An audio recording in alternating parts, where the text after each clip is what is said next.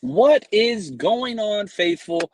Coming to you live from Levi's training camp. Just got finished with practice, and I thought I'd get back to the car just so the audio and people walking around wouldn't be as crazy. We'll see how it goes out here in the parking lot. But camp was fun today. Really had a good time. Very long team period. We got a little bit of move the ball period. It was a lot of fun as far as just trying to focus on a certain few key positions because there's some issues with the 49ers. Now, I know a lot of the people are going to be talking about Brock Purdy and the interceptions. Brock Purdy was red hot, then got ice cold. And so there were two separate team periods. The first team period, Brock Purdy went like 7 for 7. It seemed like hit a lot of deep passes, was just absolutely on fire. Then they break, go through some individual special teams time, some team special teams time. Then they came back, did another team segment. He was awful. It was weird. And so, do you put a lot of stock in that? I think the number one issue for me with the Brock Purdy struggles in the second half of practice, he was hesitating. The passes were a little bit long. It was a little rough from the aspect of he had wide open players. He was just getting the ball out just a little bit late, which is, very uncharacteristic of Brock. Were they working on something? Were they trying to, figure out exactly, let's see what happens if we wait? Who knows? Yeah, I don't put a lot of stock in that. But especially when you look at the first part of practice and he was just lighting everybody up, probably the play of the day was a deep ball to Ayuk, hit him in stride. They actually had a couple fades. Even, Josh Dobbs and Brandon Allen all hit some deep passes to some extent on the left side of the field, or the offensive left side of the field, which was awesome. Now, some of the just takeaways as I go through my notes. Defense, starting defensive rotation, pretty much what we expected. There was no Renardo Green, no John Feliciano, no Spencer Burford. So because of that, you saw a little bit of a shakeup at the slot corner position. Diamador Lenore was first. Samuel Womack was second. First time I've seen him even get snaps out there, which was awesome. And then Chase Lucas behind him. So you're seeing just a lot of different players get those slot reps. Starters, DFF was back with the starters as the number 3 linebacker. And he got an interception late. I thought he had probably one of the worst days of anybody out there. Seemed like every single big play, run and team or pass, was right at that kind of, it's DFF and Curtis Robinson. Those seem to be the two guys that get the most snaps at the number 3 Sam spot. D Winters is not getting any snaps there, which I know that's what a lot of people wanted to be is, man, let's get D Winters out there as the number 3 linebacker. He's playing will only. And Devondre Campbell is taking every single first team snap. So, yeah, D Winters is working with the 2s, but he's not getting any. So it seems like that's going to kind of be what it's going to be. And I think my phone's going to get a little hot here. Let me pull it back just this way so it's out of the sun. I don't want this to shut down during the thing. So, as far as just the rotations go, George Odom continues to get all the first team snaps at the safety position with Jair Brown. They are not rotating in Malik Mustafa at all. That is not coming as well.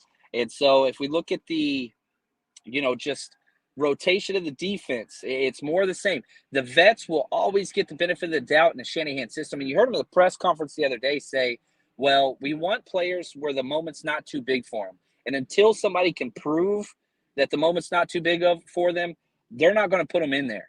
And so for guys like Malik Mustafa, all the young backs, Tatum Bethune, he's not working with the 1s, 2s, or 3s. Like, he is special teamer only. Jalen Graham, he's not working with the first or second team either. And so the rotation, man, it's deep. I remember there was one point in practice where it was 1s and 2s defense, and I look over, the guy's not even on the field, and it's all 3 of the young linebackers, Jalen Graham, D Winters, and Tatum Bethune. And it was like, man, none of these guys are working with the 1s and 2s. Now, D Winters got a lot of snaps with the 2s, but not all of them. And so, that's just one of the things where it's just like, this is interesting. Michael, appreciate the question here. He says, is Puni with the 1s? He was with the 1s all day today. With no Feliciano, with no Spencer Burford, Dominick Puni started the right guard. And so, where I was sitting, I had a great time. So many great people up there. Shout out to Vicky and Alicia and my man Matthew, who helped us this whole time. But we were sitting next to Brad Graham, Jordan Elliott, some great people that put out some great 49ers content. So we were watching a lot of Dominick Puni. I watched him more than any player today. Stellar practice. He completely owns Malik Collins start to finish. I mean, there were so many plays. Like, I found one negative play with Dominick Puni, and again, he took all the first team reps at right guard. I saw one bad rep, and it was on a play action boot to the right, and he kind of got beat around the corner. But Brock Purdy, the quarterback, was 15 yards on the other side. So it was the only bad rep that I saw from Dominick Puni. Like, he anchors so well versus power. That was in his scouting report too. And so, man, Dominick Puni, huge stock up. Does this mean that he's going to start over Spencer Burford or Feliciano? No. But if I'm John Chapman's the coach, the O-line rotation, here's what I'm saying right off the bat. We're moving Feliciano to center, which has already kind of started to take place. And I want that competition between Feliciano and Brindle, because here's what happened at one point in the game or today's practice. We're not switching DTs. Javon Hargrave's on the right, defensive tackle spot. He dominated Banks today, by the way. And then you got Malik Collins on the left defensive tackle spot going against Puni almost every play. Well, there was a stunt where Malik Collins, he looked like he was in 2-eye, but I'm diagonal where I'm at. So I'm not behind, I'm diagonal. So, where the alignment was, whatever. But he kind of shot in and just ran over Brindle. And this was sandwiched between probably 6 snaps where Dominick Puni completely stalemated. Malik Collins. So it was like bad Collins, bad Collins, bad Collins. Finally, a huge positive play for Collins. Well, it was against Brindle. What's Brindle's weakness? Can't anchor against power 3 techniques. Can't do it. And so you see a rookie do it consistently, and it was just, man, it was awesome to see. I see this. Banks regressed. I don't want to go that far. I would say throughout camp, he's been a little bit closer to injured Banks than he was last year's training camp and first 3 weeks of the season, Aaron Banks, which was awesome. I would say Pro Bowl caliber level is how he started, got injured, went bad. And it's not like he's out there just whiffing blocks or whatever else. But whenever you look at Dominick Puni, he's playing incredible. Now it's one day, right? And so it's one day in training camp. Does that make it where he should be getting starter reps? Absolutely not. Will he get starter reps? Probably not. But that floor of Dominick Puni, you saw it today. I really, really thought that he played well. Sticking with the offense, Juwan Jennings took most of the X-Team snaps today, right? That Ayuk role. It was Ayuk, then it was Danny Gray, a little bit of, the wide receiver that they just signed. I freaking forgot his name, but whatever. Who's been with the team off and on, whatever else. And then Pearsall. Pearsall got some X snaps, did decent, not great, and was almost completely absent for the second team period. It just had his helmet off on the side, but then got back in late, and it stinks because he had like a big drop late, which was frustrating. But overall, not a bad practice whatsoever from Pearsall. Thought it was decent, not amazing. First out at practice today, Isaac Yadom and Malik Mustafa, who just continues just to be awesome. I really, really do like that. Now, drops today, which the punt returners did really well. You had Trent Taylor, you had Ronnie Bell and Ricky Pearsall, 0 drops during their individual work as punt returners. Everybody was clean. Even Kyle Juszczyk, who always comes in and gets like 2 or 3. He just works his way into rotation. No coaches tell him to go over there. He does whatever the hell he wants to do. So I see this. What's up with Huff? We were able to see, shout out to Matthew, Talanoa Hufanga was just in shorts in practice. Him and Dre Greenlaw were kind of off to the side. Dre Greenlaw came in for some parts of practice to kind of support and cheer on the linebackers. No boot on Dre Greenlaw. That's huge. But Huff still in street clothes, and Greenlaw still in street clothes as well. So that's kind of what that is.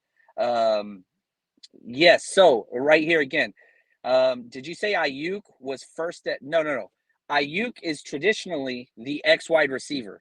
So that X spot, Juwan Jennings took the first team reps predominantly today.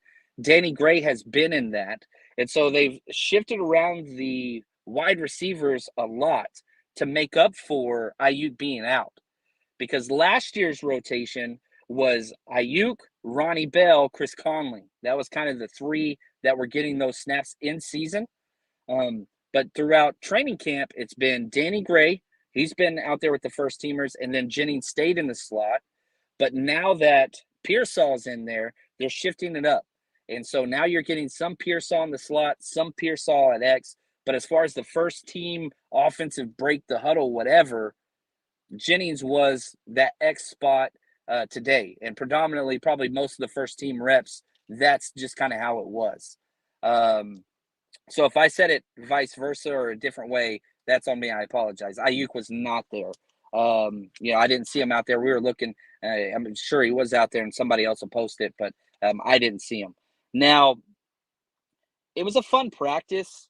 Some of the big plays. I've got too many pages of notes. I have to do a live show later. I'll be back at training camp tomorrow as well. I have to do a live show either later today or tomorrow where I detail everything. But some of the big plays in one-on-ones, D Winters locked up CMC, which was so cool. That probably would have been a 5-yard, contact penalty. But if you could touch CMC, that's a huge rep. Really, really like that. Brock hit Debo deep. That was the play of the day. Just completely in stride, unbelievable. Brock also had a nice rollout where he hit CMC in stride down the stretch as well. So a lot of really big plays. Now, as far as just some of my main takeaways, and I got to get to Vicky's takeaways as well because she did great. Puni's incredible. I'm excited for him, and I want to see that. Quarterback 2, I don't know what the heck to do with it. Brandon Allen, again, was better than Josh Dobbs. It's not that Josh Dobbs doesn't know the offense. He's not trusting what he sees. You'll see the opening take place with the wide receivers, and he just holds it for a full count, which is a problem. But I love Josh Dobbs, and I think that the ceiling is there way over Brandon Allen. But if you need a quarterback 2 today, it's Brandon Allen. Now, we'll have to see once the lights come on and they play the preseason games, and it'll work itself out, kind of like what Shanahan talked about. We'll see how that plays out. Now, Eric Sahlberg continues to be the number tight end 2. He's ascending. The gap between him and the other tight ends is growing. Braden Allen's good, and I think they want him to kind of win that job, but he's kind of like Ronnie Bell on routes where he can never get separation. Every single play, it's contested. It's frustrating. So he's not getting that separation. Then you got Cameron Law, too, who probably had a better day today than last year's camp, but still terrible. He had 2 drops, had a false start in team period. He had 1 good block play that I really liked. He got to the second level well. Outside of that, just doesn't look the part still. I was hoping, he had the one-handed catch yesterday that got a lot of traction. That's great. He's got to build at some point, and it's just not there. Logan Thomas, Pline, all those guys. It's Kittle, and then it's Eric Sahlberg. Like, that's it. That's just what it is. No, Ayuk is not back playing. I don't know where that's coming up. No, Ayuk is not back. I'm saying in the Ayuk role, the X wide receiver that's out wide. I don't know where we're getting that. Maybe I said something stupid. I apologize. Number 3 linebackers an issue, as I said. I really wish D Winters would get that, but DFF and Curtis Robinson. DFF got an interception late, but it was a terrible practice for him. It seemed like every big run and pass was right at the number 3 linebacker spot. Defensive end depth's an issue. Right now, Alex Barrett looks the part. He's been with the Niners forever. But, I mean, he's taking snaps ahead of Robert Beal Jr. Like, when is Robert Beal Jr. going to pop? He looks a little stiff. I know he's electric and got the body and the speed. It's just, it's rough. It's rough. Zakel played all over the place. He got snaps today at left guard, center, and right guard. Ben Barch, kind of the same thing. Zakel had a good day. Really thought that he did. Ronnie Bell didn't like his practice today at all. Had a huge drop over the middle. It wasn't intercepted, but it was popped up. Like, think about Ronnie Bell in the past. Should have been intercepted. I mean, he popped it up right over the middle, right off of his hands. It was just like, Talking the running backs, Tobias, how does Cody Schrader look compared to other running backs? He looks behind. It doesn't look bad. Patrick Taylor Jr. is probably way ahead. I would argue Patrick Taylor Jr. is way ahead of Isaac Guerrero as well. Patrick Taylor Jr.'s look good. It's CMC, gigantic gap. Jordan Mason, Elijah Mitchell, they're close, however you want to put them. Jordan Mason's look better. Not that Elijah Mitchell's look bad. Jordan Mason's look better, period. Even had an awesome toe tap catch on the sideline and one-on-ones today. Jordan Mason did, which is like his big weakness. You had the Shanahan comments about him just yesterday, but those two, huge gap. And then it's probably Patrick Taylor, another big gap, Cody Schrader. And man, we haven't seen anything from Guerrero just because he's always injured. Not always injured, but it's the hamstring that has always been injured throughout his career. It seems like he's going to miss almost a majority of training camp. So he might be in that Cameron Law too. They might sit him for a while and all those types of things. So take that for what you want. So yeah, practice was beneficial today. I think that there's a lot to work on from the offensive side on consistency and how to replace the absence of Ayuk. I would argue Jalen Moore continues to play well. Now, he's not the answer for left tackle, and without Trent, that's going to be an issue, but it's not like that's a hindrance. I would argue the center and left guard position are a bigger hindrance on the offensive line right now than Jalen Moore. Uh, Jalen Moore's playing well.